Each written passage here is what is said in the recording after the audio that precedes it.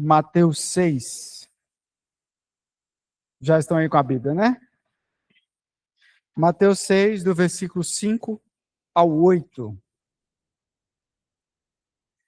Diz assim: E quando orardes, não sejais como os hipócritas, pois gostam de orar em pé nas sinagogas e nas esquinas das ruas, para serem vistos pelos homens.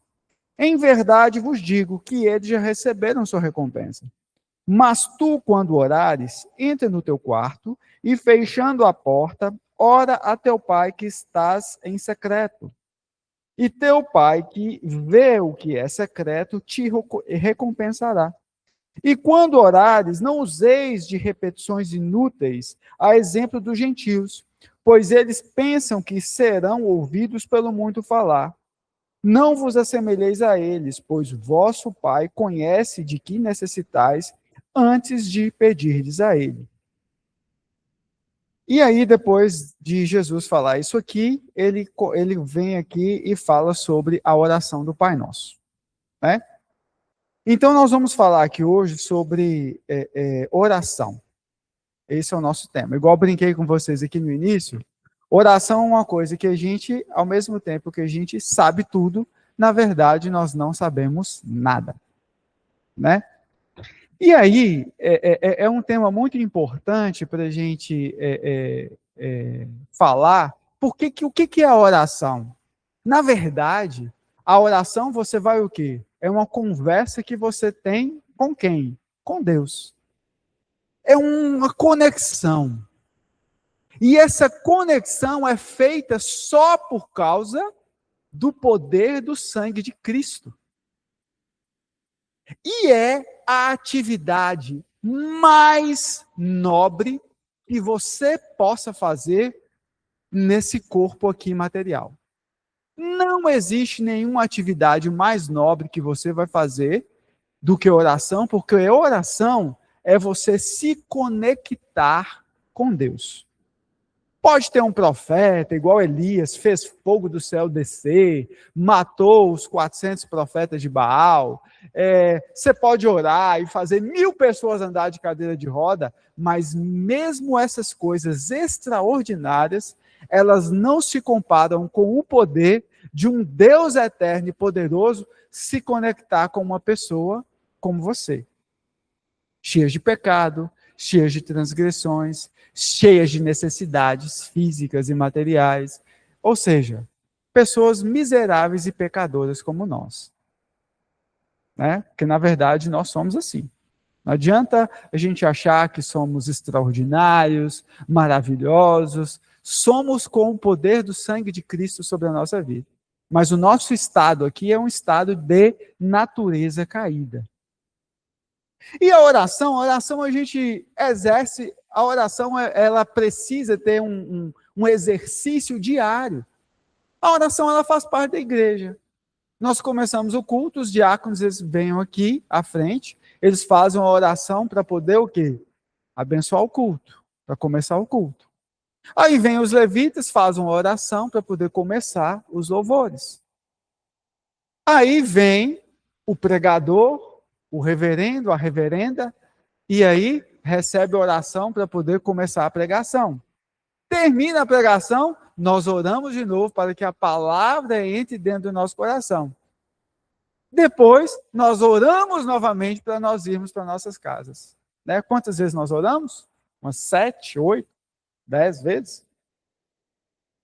Então, na verdade, a oração ela é um exercício.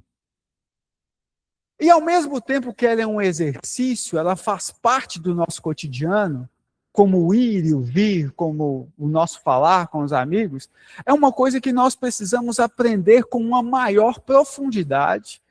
E quanto mais eu estudo sobre oração, que a gente tenta falar isso também sobre oração nos nossos cultos de oração nas terças-feiras, eu vejo que a gente entende pouco sobre oração. E quando eu falo a gente entende, eu me coloco também nesse pacote. Nós entendemos pouco sobre oração. Então, qual que é o enredo? Qual que é a sistemática? Onde Jesus está aqui? Jesus está aqui no Sermão do Monte. Ele falou todas aquelas maravilhas, ele falou sobre todas aquelas promessas, Ele falou aqui sobre o juramento, sobre o amor aos inimigos. Ou seja, Jesus está aqui no Sermão do Monte e ele está explicando a lei na perspectiva de quem escreveu a lei. Ou seja, o Sermão do Monte é uma coisa maravilhosa, porque é Deus explicando aquilo que ele diz desde antes lá de Moisés.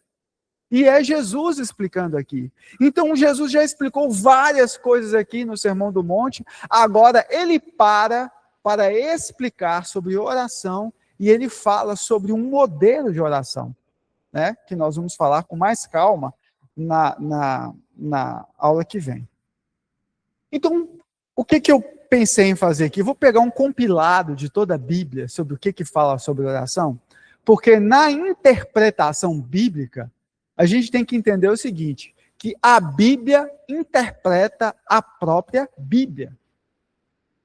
Não adianta eu chegar aqui e falar para vocês, falar um versículo e começar a florear demais esse versículo. Deixa eu tentar pegar um exemplo aqui claro para vocês entenderem. Tem o sacrifício, né, uma passagem clássica, é o sacrifício de Abraão e Isaac, né? Então, Abraão vai sacrificar Isaac.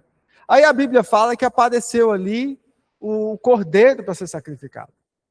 Eu não posso sair do texto e falar que o cordeiro foi levado por, sei lá, Melquisedeque, que o cordeiro foi proporcionado. Eu não posso sair do contexto. O cordeiro apareceu lá para o sacrifício.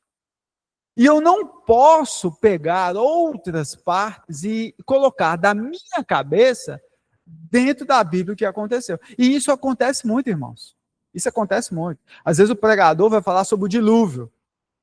A Bíblia fala como o dilúvio apareceu. Por exemplo, a água, ela veio de cima e ela veio de baixo.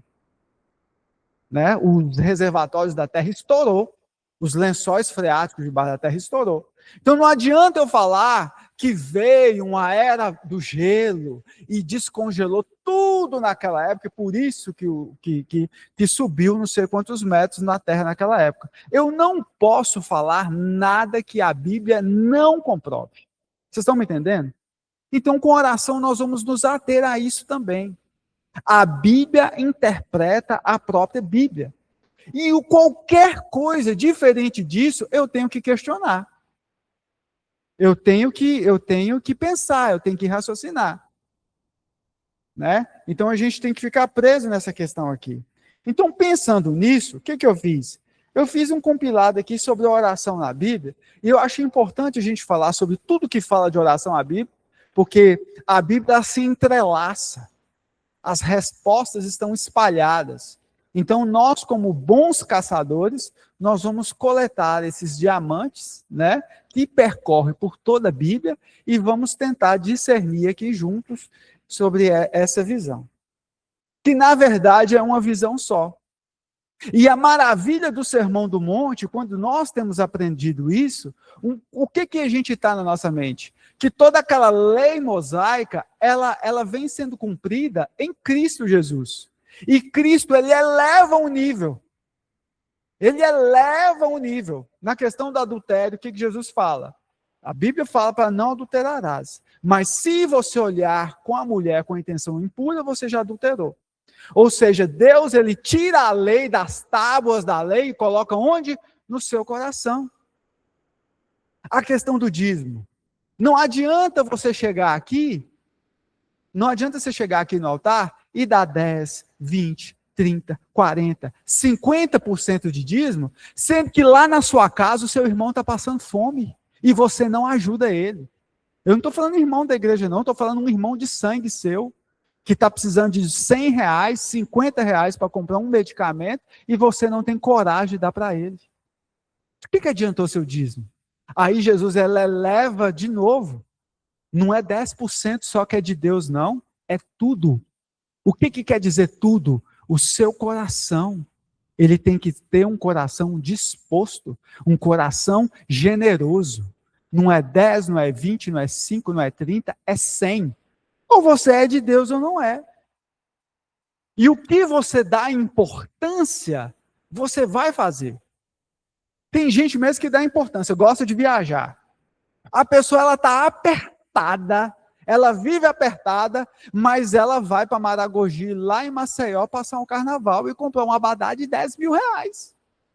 Por quê? É a prioridade dela. É a prioridade dela. Né? Então nós temos que ter isso também. E aí, Deus ele vira para nós e te pergunta: qual a sua prioridade? Qual a sua prioridade? E aí a Bíblia ela traz isso e a oração ela faz isso, mas gente. Então, pegando um panorama aqui sobre como é que fala a oração aqui na Bíblia, são mais de 400 referências bíblicas sobre oração. Mais de 400. Direta ou indiretamente. Versículos dá mais ou menos 650 a 800. Por que esse número não está fechado? Porque dependendo da interpretação, um ou outro não vai estar ligado à oração. Mas normalmente, eu tenho essas referências aqui, mais de 400 referências bíblicas sobre oração. Também existem tipos diferentes de oração.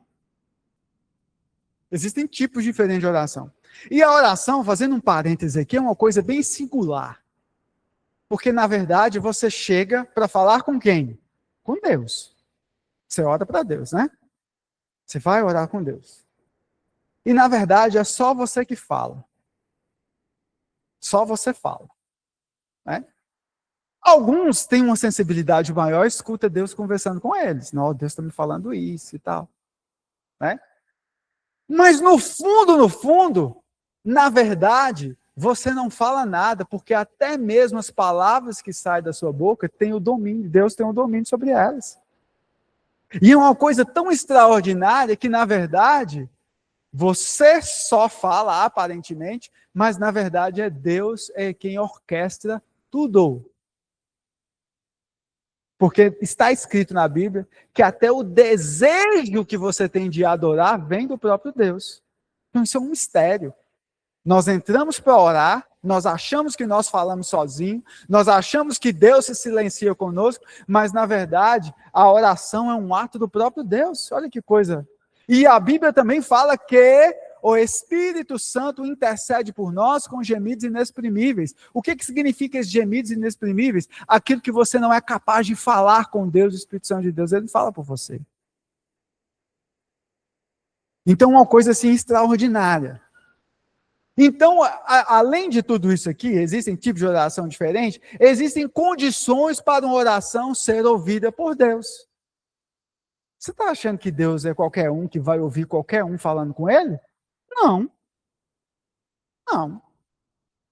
Deus não ouve qualquer um. Não ouve qualquer um.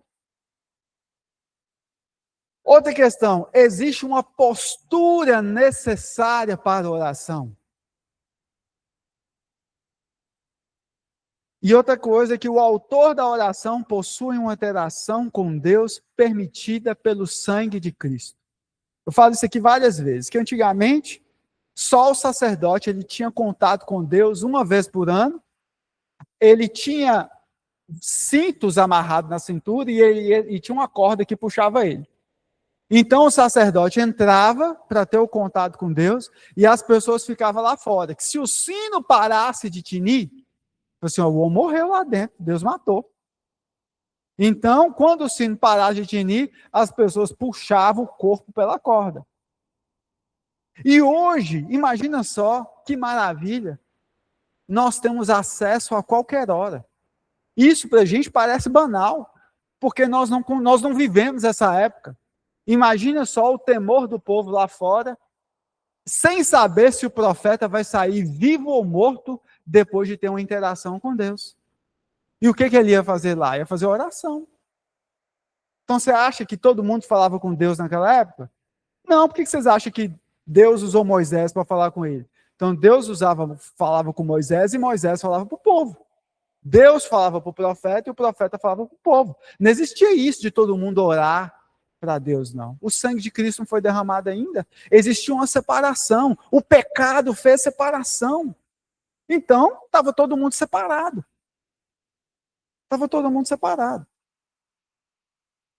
E aqui, eu vou fazer um panorama bíblico sobre oração, sobre os tipos de oração. Quais são os tipos de oração? Vocês querem arriscar? Estou achando que vocês estão muito calados. Cadê o microfone?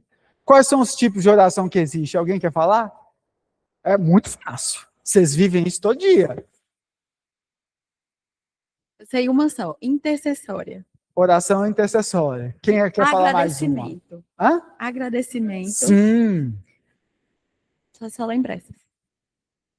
A pastora falou confissão. Confissão. Agradecimento, eu coloquei aqui ação de graças, viu? Antes vocês falam que está errado. O que mais? Confissão. Gente, não precisa brigar, viu? Tem tempo para todo mundo falar. Olha lá, Maurício quer falar. Então, intercessão. A mais usada, pedir. Petição. Parabéns, Maurício. Agradecimento, ação de graças, né? Então, existem todos esses tipos aqui sobre oração. Então, sobre tudo isso que eu vou falei aqui para vocês, nós vamos entrar aqui agora no poder da oração. O poder que ela tem. E aí eu queria que vocês abrissem lá em Crônicas, no capítulo 4, versículos 9 e 10. Então diz assim: foi Jabez mais ilustre do que seus irmãos. Sua mãe chamou-lhe Jabez, dizendo, porque com dores o dei à luz.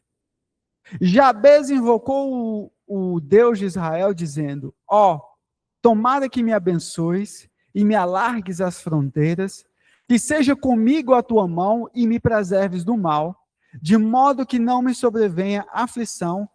E Deus lhe concedeu o que lhe tinha pedido. Ou seja, essa é uma oração aqui de 20 segundos. Então, Jabez fez uma oração de 20 segundos que transformou a vida dele. Né? E o mais interessante é que se você pegar a Bíblia, vocês estão aí comigo na Bíblia? A Bíblia ela tem o quê? Ela fala aqui de genealogia.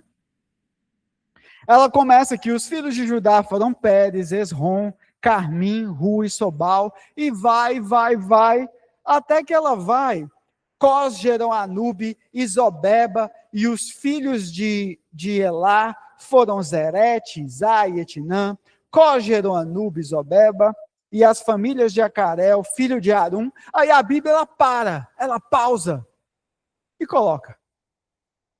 Jabez foi mais honrado do que Jabez foi mais honrado que os seus irmãos. Sua mãe lhe dera o nome e depois de falar tudo aqui, concedeu tudo o que lhe pediu. Ponto. A genealogia, ela volta de novo. Quelude, irmão de Suá, gerou Meir, e esse gerou Estom, e por aí vai. Então, e aonde que fala mais de Jabez na Bíblia? Em nenhuma outra parte da Bíblia. Então a Bíblia ela fala de genealogia, pausa, fala de Jabez, e depois ele continua aqui com genealogia. E aí a gente pode tirar algumas coisas importantes aqui, avaliando de forma literária, né? Como o autor, inspirado pelo Espírito Santo, ele escreveu isso aqui. Ele começa falando sobre a genealogia. Uma opção é que pode ser que Jabez seja filho imediato ali de Cós, que é o patriarca, o primeiro antes que começa ali falando de Jabez. É uma possibilidade. Temos certeza disso? Não. Mas o mais interessante é que o Espírito Santo aqui, ele faz essa pausa para falar de um homem que mudou a sua vida porque ele fez uma oração de 20 segundos. E a Bíblia ela coloca aqui, Jabez invocou o nome de Deus, do Deus de Israel, fez ele começa falando, né? Fez essa oração aqui e Deus lhe concedeu o que lhe tinha pedido. E como é que a Bíblia começa falando dele? Foi Jabez mais ilustre do que os seus irmãos. Ou seja, eu tenho toda uma genealogia de Judá, e a Bíblia, ela, em especial, fala desse Jabez e dos feitos dele por causa de uma oração de 20 segundos. De 20 segundos. Então, o que eu tiro por isso aqui? Uma coisa que nós temos que ter muito cuidado é que muitas vezes, quando nós vamos orar, nós estamos mais preocupados com quem nós somos. E nós esquecemos de quem Deus é. É por isso que Jesus fala, não sejas como os fariseus hipócritas que ficam nas esquinas, na frente do templo, para se mostrarem que são mais santos do que os outros. E às vezes nós criamos tantos rituais para orar, nós queremos falar tantas palavras maravilhosas para orar, e nós esquecemos de que nós precisamos ter uma postura adequada sobre a oração, mas acima de tudo, prestando atenção em quem Deus é. Deus, ele desnuda todo o seu coração. Ele conhece você mais do que você mesmo. Ele conhece você mais do que você mesmo. Então não adianta você esconder seus pecados. Não adianta você orar, querer orar meia hora. Olha aqui, gente, oração de quantos segundos? Não é nem de 10 a 20 segundos. Oração de 20 segundos, ela transforma uma vida. E nós precisamos discernir sobre essas coisas. Nós precisamos discernir. E isso aqui é tão importante que, poxa, a Bíblia está falando aqui dos descendentes de Judá. Judá foi uma das principais tribos de Israel. E aí, o autor simplesmente dá uma pausa para contar a história de um rapaz, de um homem, que jamais você vai ver essa história aqui depois na Bíblia, que foi conhecido por duas coisas. Por ser maior, o ser o maior da sua casa, por causa de uma oração de 20 segundos que ele fez. Então a Bíblia, ela fala aqui de grandes homens, de grandes feitos. Pérez, Esrom, Reaías, filho de Jogal, que gerou Zaate, mas presta atenção aqui, eu vou falar de Jabez. Por mais que esses homens foram grandes aqui, a Bíblia coloca Jabez acima por causa de uma oração de 20 segundos. Então isso já começa a me responder algumas coisas. E para responder isso, a gente começa a mostrar aqui o discernimento para orar. Como eu vou orar? Qual que é o discernimento que eu tenho para fazer uma oração? Né? Então aqui em Mateus capítulo 6, versículo 7, lá no Sermão do Monte, diz assim, e quando orares, não useis de repetições inúteis, a exemplo dos gentios, pois eles pensam que serão ouvidos pelo muito falar. Então a oração de Jabez já desmistifica isso.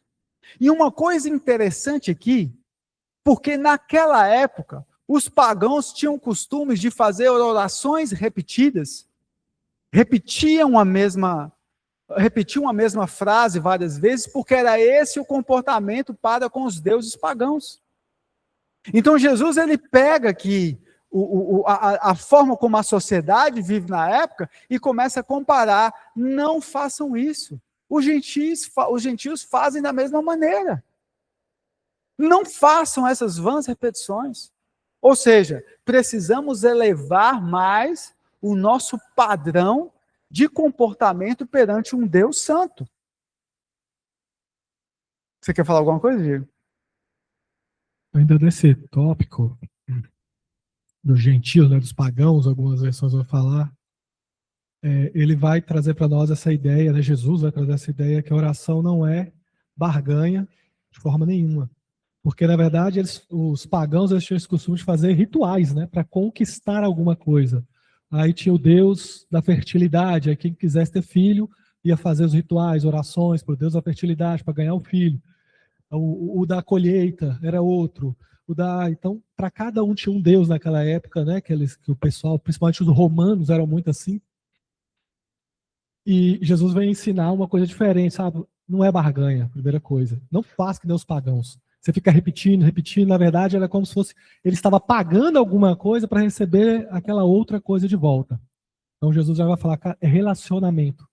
Então quando ele já fala para você tratar a Deus como um pai, então significa que você vai entrar e você vai conversar, né? Você vai conversar com alguém que te ama. Primeira coisa, você tem que ter essa certeza. Ou seja, como é que eu vou dizer? Não tem nada que você vá falar para Deus que vai convencer ele a mudar de ideia, de fazer alguma coisa boa para você. Primeira coisa, tem gente que fica insistindo muito porque acha que vai convencer Deus a fazer uma coisa boa para mim. Gente, é o pai. E é um pai bom. Ou seja, não tem que convencer ele a te fazer o bem. Ele já quer te fazer o bem. Então, quando você entra num lugar de oração, você tem que entrar com essa confiança. É meu pai. Eu vou pedir para ele e ele vai conceder isso conforme a vontade dele, a sabedoria dele, que sabe se é bom ou ruim para você. Entendeu? Então, a diferença dos pagãos é essa. O pagão, ele estava fazendo uma transação comercial. Eu estou dando o que a entidade quer e a entidade vai me dar o que eu quero. Quando eu entro na presença de Deus, do Deus verdadeiro, não é transação, é relação mesmo. E é uma relação onde o pai sabe tudo, o pai é o melhor, eu confio nele, mas eu entro no lugar que Deus incentiva a gente orar sem cessar, estar sempre nesse lugar da oração. Alguma coisa vai mudar, entendeu?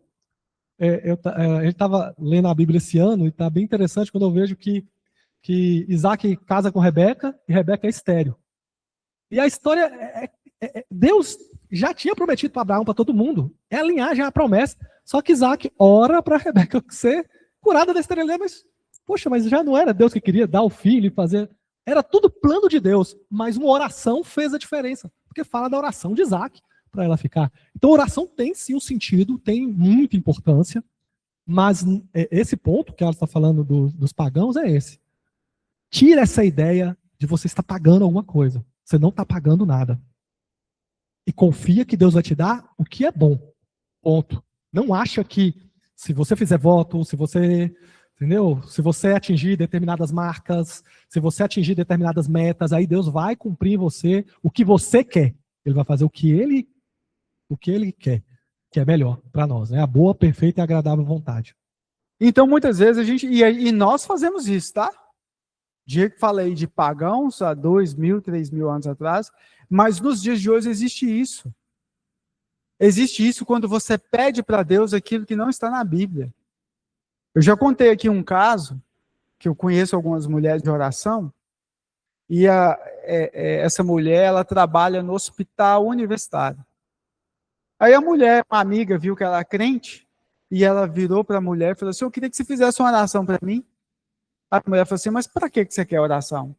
É porque eu estou com um amante e eu quero que ele se separe da mulher para ficar comigo. Né?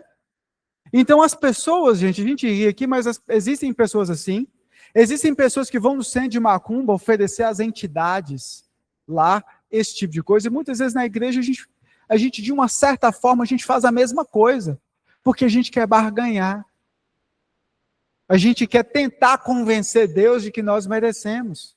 E, na verdade, Deus já sabe. Deus já sabe. Mas aí, eu começo a entrar em algum conflito aqui, porque a Bíblia fala, e orando não useis de vãs repetições, como os gentios, porque presumem que pelo seu muito falar serão ouvidos. Mas aí, eu quero que vocês vão lá em Lucas, no capítulo 5, nós vamos ler o versículo de 5 a 8, que tem a parábola do amigo inoportuno, onde Deus pede para as pessoas insistirem na oração, e a gente vai falar aqui sobre essas duas questões. Lucas, capítulo 11, versículos 5 a 8. Disse-lhes também, se alguém tiver um amigo e for procurá-lo à meia-noite e lhe disser, amigo, empresta-me 3 pães, pois um amigo me chegou de viagem e não tenho de lhe oferecer. E se ele de dentro responder, não me incomodes, a porta já está fechada e os meus filhos já nos acomodamos para dormir, não posso levantar para atender. Eu vos digo que mesmo que se não levante para dar os pães por causa da amizade, ele se levantará por causa do incômodo e dará quantos pães o outro precisar. Então, nós temos aqui 2 questões. Primeiro, a Bíblia fala que Jesus ensina falando que você não precisa usar de vãs repetições. Não use vãs repetições. E aqui a gente fala sobre uma insistência. Parece que esses versículos se contradizem, mas eles não se contradizem. Isso aqui quer dizer da disposição do seu coração. Quando você ora, você precisa se atentar para o que está dentro do seu coração. Porque essas vãs repetições é como se você quisesse convencer Deus de alguma coisa. E esse segundo passo em Lucas, quando fala desse amigo inoportuno, dessa insistência, você lê perseverança. Você é perseverante na esperança de que Deus ainda pode fazer algo por você. Ou seja, você não olha para você, você não olha para o que você faz, mas você olha para quem Deus é. Então, por isso, a Bíblia ela traz isso. Não significa só que você precisa orar pouco, você também pode orar muito, mas depende da disposição do seu coração. Depende do que está dentro do seu coração. E nós temos que prestar atenção que muitas coisas nos separam de Deus. Por exemplo, Deus não vai ouvir a oração de uma pessoa que ela peca indiscriminadamente. Todos nós pecamos. Mas nós precisamos confessar os nossos pecados para Deus. E o pecado, ele faz, sim, separação entre nós e Deus. Então não adianta você fazer orações maravilhosas sem que você está em pecado. Você não perdoa o irmão. E nós vivemos tempos hoje que as pessoas querem igrejas para si mesmas.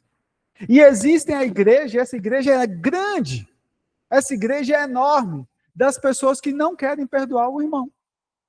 Não, eu participo da ceia, eu sou de Deus, eu frequento, eu dou meu dízimo, mas fulano eu não perdoo.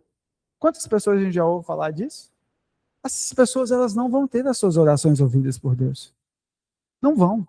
Porque o pecado faz separação. Então o que Jesus ele fala aqui, é uma questão de intenção do coração.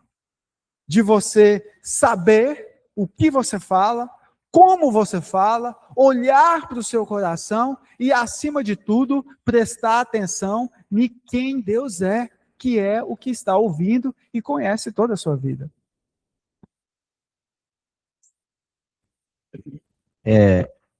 Quando a gente fala de oração que Deus não ouve, tem um contexto ligado a isso. Nós olhamos assim, quando Davi estava intercedendo pelo filho dele, que era filho dele com Betseba, e ele orou, diz que ele orou, jejuou uma semana, e Deus não ouviu. Até que chegaram os empregados dele e falaram assim, a criança morreu. Aí ele disse que ele levantou, comeu, e foi no templo, adorou a Deus. Eu falei, esse cara é doido, o menino está doente, o menino está vivo, ele não come. Quando o menino morre, ele levanta e come. Ele falou assim, não, mas ele não pode mais vir a mim, mas eu posso ir até ele, né? Então, ele orou, ele clamou, e ele orou, jejuou lá, mas Deus não ouviu, porque estava em pecado, né? E a palavra de Deus disse, se nós viermos dizimar ou ofertar na casa do Senhor, nós tiver algo contra o seu irmão, o que é que tem que fazer? Você tem que ir lá reconciliar com ele e depois você trazer a oferta. Aí a sua oferta será assim. Alisson, tem uma coisa assim, pensando na persistência da oração, uma coisa que assim, mudou bastante a minha forma de pensar, foi de um livro, O Segredo do Lugar Secreto, do Bob Sorg, que eu achei muito interessante, que ele compara esse tempo que você passa na oração, às vezes como se fosse aquelas máquinas de radioterapia. Então, o tempo que você passa na presença de Deus é como se fosse aquela radioterapia que vai queimando o pecado, vai mudando. Parece que não é nada. Então, você já viu aqueles pessoal na rádio? Parece que não está fazendo nada. Está queimando o câncer lá e você não está vendo. Todo mundo olha e não vê nada. Então, isso assim, meio que abriu minha mente. É isso. Às vezes, Deus fala para a gente insistir, estar sempre no lugar da oração. Por quê? Porque alguma coisa está acontecendo. Às vezes, não vai acontecer o que você está pedindo. Mas você está sendo mudado, você está sendo curado, você está sendo santificado, as coisas estão mudando. Você pode não estar percebendo, e pode não caminhar para o lugar que você quer que vai, mas a vontade de Deus está sendo feita só por você estar no lugar da oração, insistentemente pedindo, né? Batendo, buscando. né? Você está recebendo, talvez não é o que você queria, mas você está recebendo. Eu tenho um comentário sobre isso também, porque às vezes a gente olha esse versículo de Mateus e a gente acha que a gente não pode fazer orações repetidas. Só que quando a gente olha, por exemplo, para Jesus no Getsemane, ele faz a mesma oração 3 vezes, né?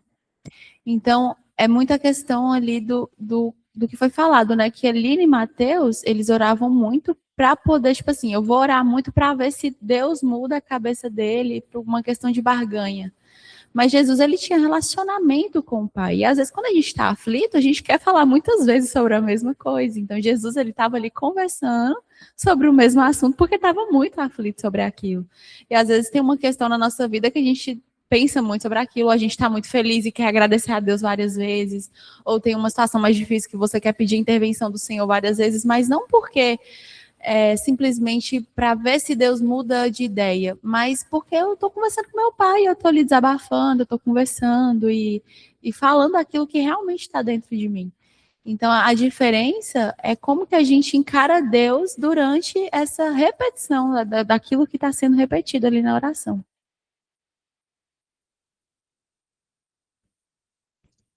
Vou ler aqui um trecho do livro. Alguns consideram esse rapaz aqui, D.A. Carson, o maior teólogo do Novo Testamento vivo hoje. Eu vou ler para vocês um parágrafo aqui que ele fala sobre, que é um pouco irônico, né? A gente, por exemplo, repetir a oração do Pai Nosso, né? E aí? É uma repetição? Aí ele fala assim: é irônico o contexto que proíbe vãs repetições na oração situar-se na passagem do Evangelho de Mateus, em que se encontra a oração modelo do Senhor. Ou seja, logo depois desses versículos que a gente está lendo aqui, está a oração do Pai Nosso.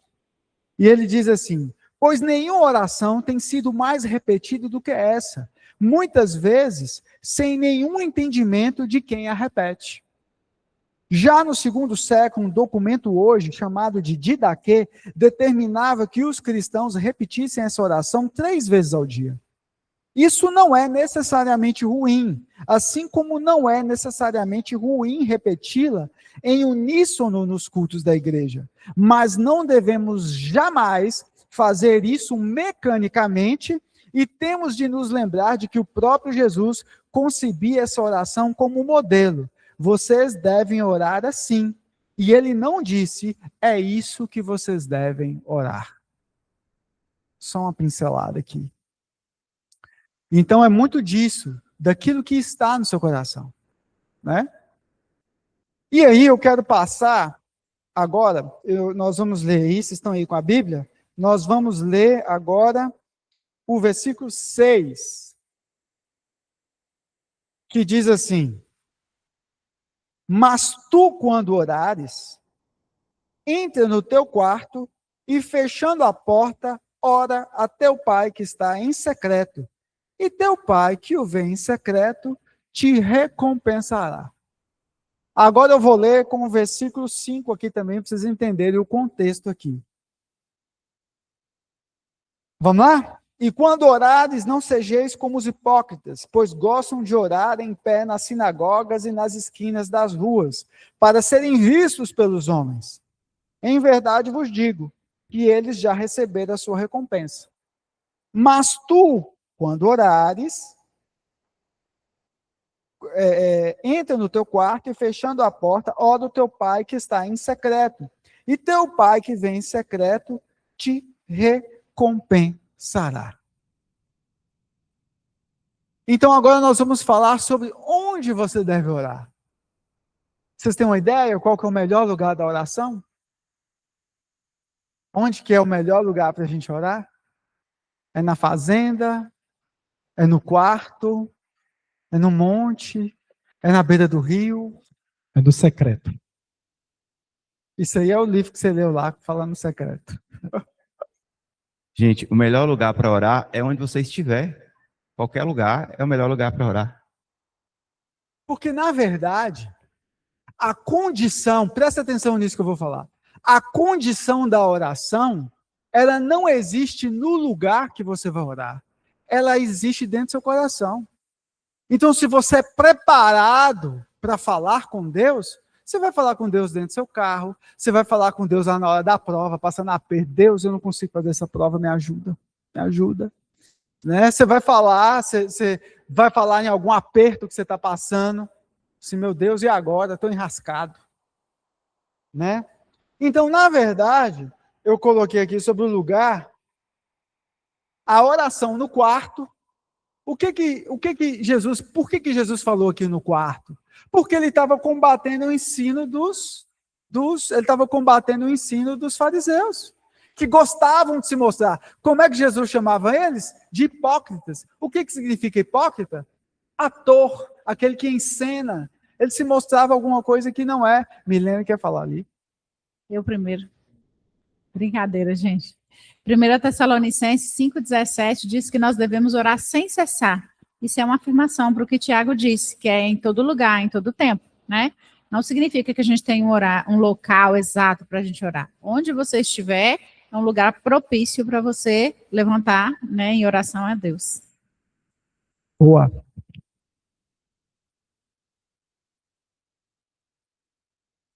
Bom dia a todos. Em questão desse, igual concordo com o Tiago, em qualquer lugar é o lugar da gente está orando. Eu, em específico, eu não costumo orar em voz alta. Eu costumo orar mais praticamente em silêncio, não costumo orar em voz alta. Aí eu queria saber se é o correto ou não. Claro que é. Tanto faz você orar em silêncio ou você falar em voz alta. O que é mais importante é a disposição do seu coração. Se o seu coração não estiver disposto, você pode gritar, você pode rolar e nada vai acontecer. Mas se o seu coração estiver disposto, você pode sussurrar na sua mente e as coisas vão acontecer se assim for a vontade de Deus. Ô, Alisson, mas não tem um valor? Eu vou falar. Eu vou falar. Vai falar? Eu vou falar. Ah. Você espera aí. Bradock quer falar aqui. Você me espera. Você me espera. O que você tem contra mim, Ellen? Essa semana aconteceu um episódio com relação à oração. Eu estava dentro do carro lá e uma senhora caiu, desabou na minha frente. Eu levantei rápido para ajudar ela a levantar, né? E ela estava com a mão cheia daquele texto, lendo, orando aqueles negócios lá. Aí ela falou uma coisa comigo que eu achei até engraçado. Ela falou: ô meu filho, você acredita que eu venho lendo o texto desde lá de casa, orando o texto, e esqueci de orar para Nossa Senhora das Quedas? Eu falei: eu nem sabia que tinha essa. Eu falei: ô Deus, mas não quis falar nada com ela não, mas eu nem sabia que existia essa Santa das Quedas, né? Aí eu falei: se ela não estiver orando a Deus, a Jesus, vai continuar caindo, né?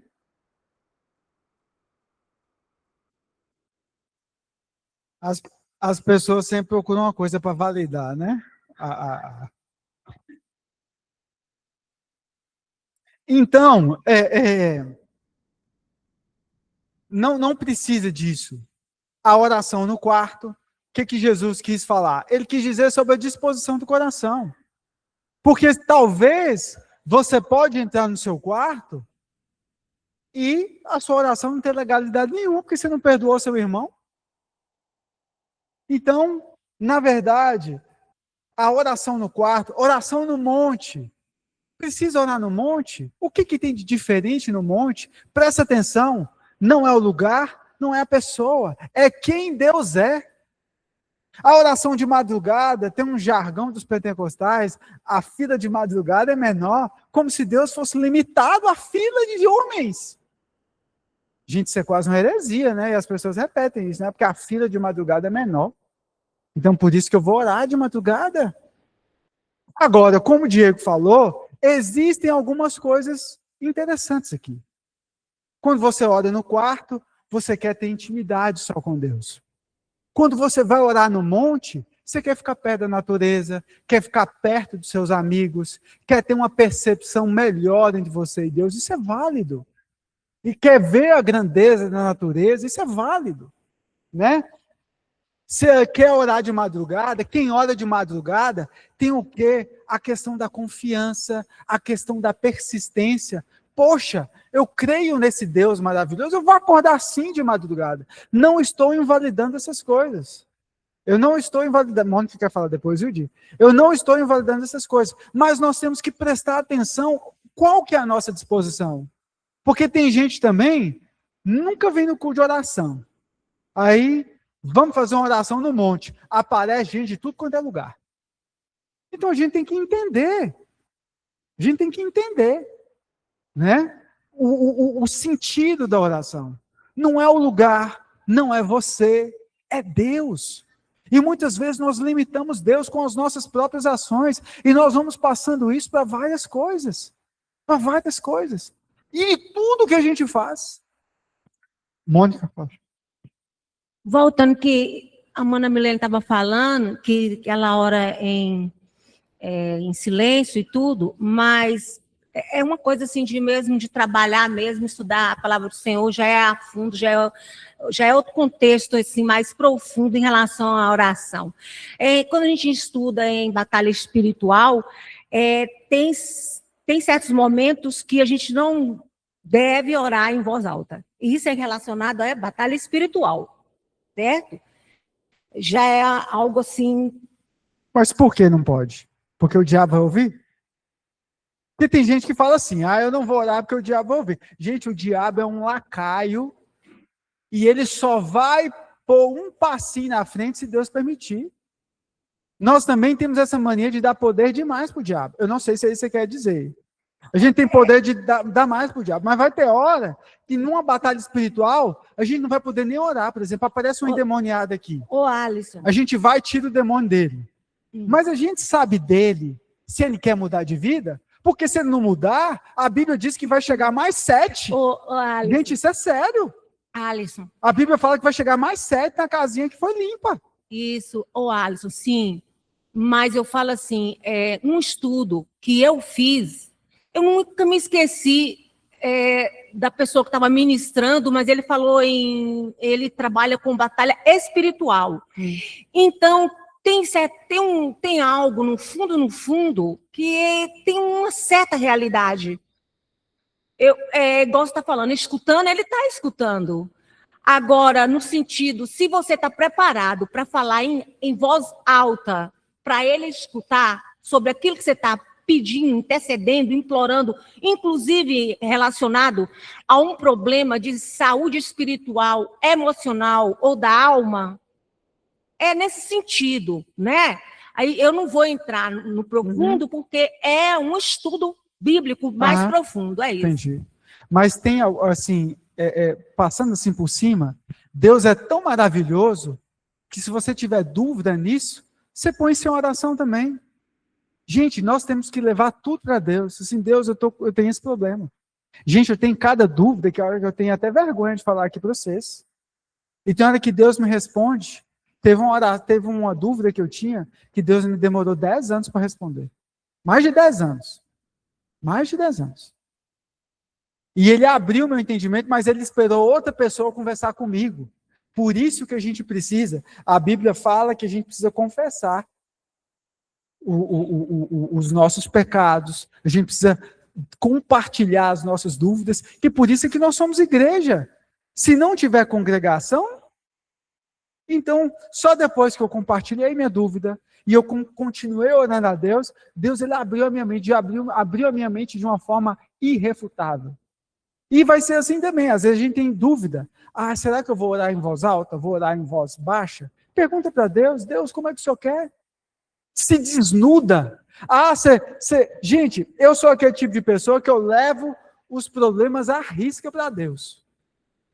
Eu levo as coisas à risca. Eu mesmo estava com medo de fazer uma cirurgia no dente essa semana. Eu orei a Deus, mas Deus deu uma reviravolta nesse negócio. Eu não vou compartilhar aqui com vocês, não, porque isso é coisa pessoal.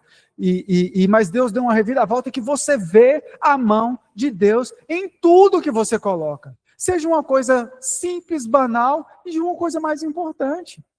Então, assim, tudo leve a Deus, que vai ter coisa do mundo espiritual mesmo, irmã Mônica, que a gente não vai conseguir discernir. E as propostas teológicas, por mais que o estudo pareça profundo, é uma proposta teológica, ela não é fechada. Porque existem muitas coisas que a gente não compreende. Né?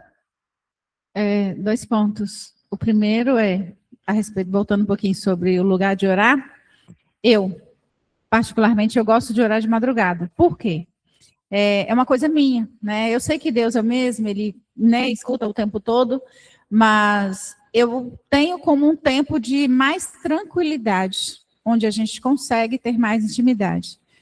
Na minha casa, por exemplo, ela parece uma avenida, né? Um entra e sai de gente assim com muita frequência. E a campainha toca, o telefone toca, alguém chama, alguém bate na porta, alguém entra. E de madrugada, não. De madrugada, todos estão dormindo, todos estão em paz, né? E é um momento que eu realmente gosto de estar em oração, né? E de separar para ter esse tempo com Deus, porque eu tenho mais intimidade nesse momento, né? Eu me sinto melhor nessa hora. Com relação à fala da irmã Mônica, eu entendo a colocação dela, já fiz também alguns estudos a respeito, né? E também compactuo da fala de Milene no sentido de não gostar de orar. Não é não gostar, é de não me sentir à vontade em muitos momentos para fazer orações em alta voz, mas falar no secreto do meu coração. Mas entendo que as pessoas que oram em voz alta, né? Super entendo, cada um com o seu estilo, e Deus ouve isso. E quantas vezes nós oramos em voz alta, não é para chamar a atenção de Deus, não é para Deus ouvir, né? Tem a oração do clamor, que a gente vai clamar com a alma e com tudo, mas com voz baixa também nós fazemos isso, e Deus ouve a nossa oração. Quando falamos sobre em orar em voz alta, em gritar para Deus, em fazer isso e fazer aquilo, nós estamos trazendo para nós, né? Às vezes nós não estamos falando porque Deus vai ouvir se a gente gritar, Ele vai ouvir se a gente falar em silêncio. Mas nós falamos para externar aquilo que está dentro de nós. Então, quando nós gritamos, nós estamos falando mais de nós do que de Deus. Nós estamos externando aquilo que está dentro de nós de uma forma, né, de um som audível, de etc e tal. Mas quando nós falamos também em voz baixa, Deus, o clamor, né? Deus está lá ouvindo o nosso coração. Ele vai ouvir. E a gente diz em voz alta, às vezes nós expressamos, em nome de Jesus isso, em nome de Jesus aquilo, é para o Satanás, não para Deus, porque Deus vai ouvir se você fala alto, se você fala baixo, né? Se você tem o seu jeito expressivo de orar, Ele sabe, conhece muito bem o seu coração. Outra questão é, a oração ela não vai mudar Deus, ela vai mudar a nossa maneira de ver, a nossa perspectiva com relação àquilo que Deus tem para nós e vai responder. Quando o Diego usou a metáfora da radioterapia, é exatamente isso. Né? A oração ela não está mudando Deus, ela está mudando algo dentro de nós. Ela está tratando conosco para aceitar a vontade perfeita de Deus.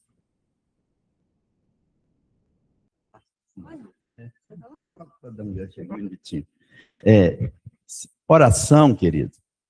A palavra de Deus diz assim, os lábios falam, é o que está no coração.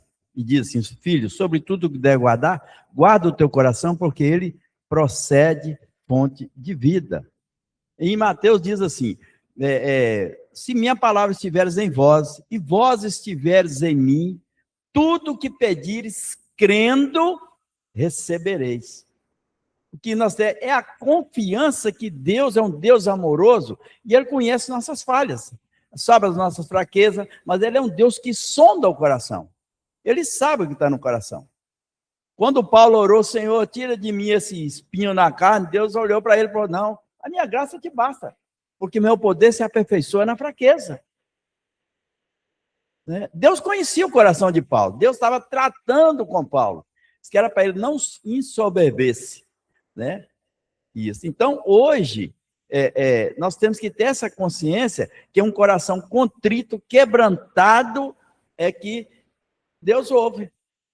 Não é aquilo que nós queremos falar. Né? Às vezes nós queremos falar aquilo que está no nosso íntimo, que é bom para nós. Não, nós precisamos quebrantar, sabemos que nós não somos merecedores, porque a misericórdia de Deus se renova a cada manhã, porque nós precisamos disso. A questão da oração aí, igual a irmã Mônica falou, é o seguinte, o que eu penso? Igual você falou que o adversário ele não vai fazer nada além daquilo que Deus permitir. Né? Mas eu imagino que tem situações que você quer uma intimidade só você e Deus, você está entendendo? O seu íntimo, o que o seu coração pensa, só Deus, é o único Deus que pode ver quando você ora no coração. A gente vê aquela passagem de Daniel, Daniel orou por 21 dias e a oração dele não chegava, porque o príncipe da peça atrapalhou a oração dele chegar, né? Então, eu acho que tem um certo fundamento nisso aí, você, nas orações. A coisa mais importante que a gente precisa saber é isso aqui, ó. Que a oração deve ser direcionada à grandeza de Deus. Aquilo que aconteceu lá em Daniel, Maurício, foi permissão de Deus. Se Deus quisesse destruir tudo aquelas potestades que estavam impedindo a oração a resposta chegar, Deus destruiria. Mas o texto bíblico, ele quis ensinar alguma coisa ali para a gente sobre batalha espiritual. Né, que tinha todo um mover, tinha toda uma situação. Um Israel aprisionado porque abandonou Deus. Deus levantou, você lembra? Levantou Jeremias. Jeremias foi jogado no buraco. O povo preferiu ouvir todos os falsos profetas. E o pobre Jeremias, o único que falava a verdade, apanhava na rua. Chorava até, de tanto que apanhava. E aí o povo está lá por causa de uma consequência, de toda uma história, de todo um enredo, de toda uma questão espiritual envolvida, né? E aí Deus queria ensinar alguma coisa para a nação ali de Israel. Agora, todas as questões que eu falei aqui para vocês, a gente tira uma questão. A oração, ela deve ser direcionada à grandeza de Deus. Não importa onde você esteja, não importa a forma como você fala, você precisa ter essa consciência e esse coração quebrantado e disposto. E existe tudo isso. Existem todos esses tipos de oração. Se a gente for prestar atenção aqui, ó, por exemplo, o clamor. O clamor, você não vai ficar... Ó, Senhor, abençoa, Senhor, eu te amo, Senhor. Não, você vai extravasar, você vai chorar, né? Então, como é que você vai fazer um clamor na mente? A não ser que você está sofrendo no hospital, você está acamado na cama, você clama ali por causa da sua condição física. Mas, é a multiforme graça de Deus. Como é que você vai fazer uma adoração calado? Né? Não. Então não existe. Então, assim, a oração, ela tem vários tipos de coisas para a gente fazer. Só que a disposição do nosso coração, ela tem que ser fiel. Porque tem muita gente, é porque vocês são santos, mas tem muita gente que acha que o muito falar mesmo é que vai fazer ouvir, que vai fazer valer. Existem gente que não respeita Deus, não respeita ninguém. Existem pessoas espalhadas aí que elas querem viver a própria vontade e trata Deus como se fosse um gênio da lâmpada. Então a gente tem que entender que Deus... A gente tem que entender aqui que Deus, ele não é surdo, Deus, ele não é incapaz e Deus não aceita ordens. Porque tem gente que acha que tem... Eu gostei da colocação da pastora Lindt, quando ela falou, quando a gente fala em nome de Jesus, a gente está falando para o capeta que tem que sair em nome de Jesus, que isso é bíblico. Isso é bíblico. Mas tem gente que dá ordem para Deus. Tem gente que usa uma palavra, eu determino agora. Né? Tem gente que quer enriquecer. Tem gente que quer ficar magro. Né? Tem gente que dá ordem para a barriga sair na hora. Gente, isso é verdade. Isso, e passa a Bíblia assim na cintura, olha como é que a pessoa chegou aqui. Não é verdade? Olha como é que a pessoa chegou aqui, ó, ela emagreceu agora. Tem gente que está brincando com Deus. Tem gente que está brincando com Deus. Mas o mais interessante que eu quero falar aqui para vocês, eu já vou fechar aqui essa exposição, para a gente entrar na semana que vem sobre a oração do Pai Nosso. É que o interessante aqui, que a oração do Pai Nosso, se vocês prestarem atenção, ela preenche todos os tópicos. Pai Nosso que estais nos céus, santificado seja o vosso nome. É o quê? É uma oração. Seja feita a vossa vontade, assim na terra como nos céus. Pode ser um clamor, pode ser uma adoração. Quando fala sobre, o que eu vou perdendo aqui na cabeça, a oração do Pai Nosso. Fala sobre os pães, a questão da ação de graças, a questão da proteção. A oração do Pai Nosso, ela engloba tudo. E, na verdade, o Senhor, ele quis trazer isso para a gente.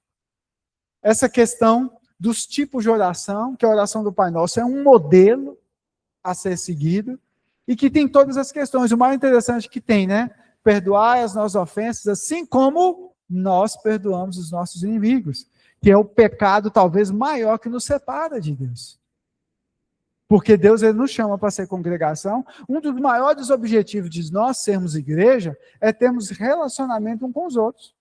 Não adianta você estar aqui na igreja, aí você chega, senta, acaba o culto, você vai embora, você pode assistir a só na sua casa, qualquer outro programa de televisão, assistindo na sua casa, está fazendo a mesma coisa. Porque você precisa relacionar, você precisa interagir, você precisa ajudar o problema do irmão que está do seu lado e também pedir ajuda quando você precisa. Porque tem gente também que não pede ajuda por quê? Por causa de orgulho, por causa de soberba. Fala, pastor Geraldo. É porque a oração, ela tem que ter um propósito, né? E a gente vê assim, pessoas que oram a reveria de qualquer maneira. A pessoa tem que estar alinhada com os propósitos de Deus. Tem um irmão, que eu conheço assim, que a hora que eu vejo ele, eu saio fora dele. Porque você está lá no banco, ele, ô irmão, que você está aqui, vamos orar. Aí ele abre a boca, lá no meio do banco. Você é lá na Praça do Dr. Carlos, ô irmão, chama o irmão, vem cá, vamos orar. É um fariseu, ele quer aparecer. Né? Então, onde tiver uma multidão de gente, aí, ô irmão, vem cá, vamos orar aqui, que é homem de Deus e tal. Gente, Deus não vai ouvir essa oração. Né? Eu não entendo o propósito dele, mas ele está buscando algo que é para ele. Se ele quisesse orar mesmo, ele falou, ô irmão, chega para pertinho, ô irmão, Deus mandou orar por você. Ora baixinho. E ele abre a boca, assim, lá dentro do banco, meu Deus, misericórdia, Senhor. Né? Ele faz um círculo assim, chama atenção, se deixar dentro do banco, ele faz uma pregação. Mas a vida dele não condiz com a vida de oração. A gente conhece, e a palavra de Deus diz que é pelos frutos que a gente conhece a árvore. Né? Então, ele quer se autopromover a uma condição que eu acho que ele não tem condição disso. Não estou julgando, mas eu falo isso por causa dos frutos. Sim. Né? Sim. Vamos encerrar aqui, pessoal? Aleluia. Só uma coisinha, assim, que mudou muito a minha vida de oração, eu gosto sempre de compartilhar isso, eu sempre tento ensinar isso, porque para mim fez muito sentido. Né? E está nesse versículo do Sermão do Monte, né? Entra no seu quarto, fecha a porta, seu pai que está em secreto vai o abençoar. Então, a primeira coisa que você tem que fazer antes de orar é tomar ciência da presença de Deus, gente. Isso pode parecer uma coisa boba, mas faz toda a diferença. Tem muitas vezes que a gente entra na presença de Deus quase como se estivesse mandando uma mensagem. Né? A pessoa não está aqui, uma hora ele vai ouvir e vai responder. Não, o próprio Deus está ali. Ou seja, a gente é displicente, a gente está orando, mas está pensando em outras coisas, está fazendo outras coisas. Por isso que é importante também esse momento do quarto, esse momento do monte, esse momento de se afastar das coisas. Igual eu falei, não vai mudar Deus, mas vai ajudar você. Se desligar de tudo. Entendeu? E faz isso. Quando você entrar para orar, começa a pregar para o seu própria mente. Deus está aqui. Começa a se convencer dessa verdade, porque Ele está.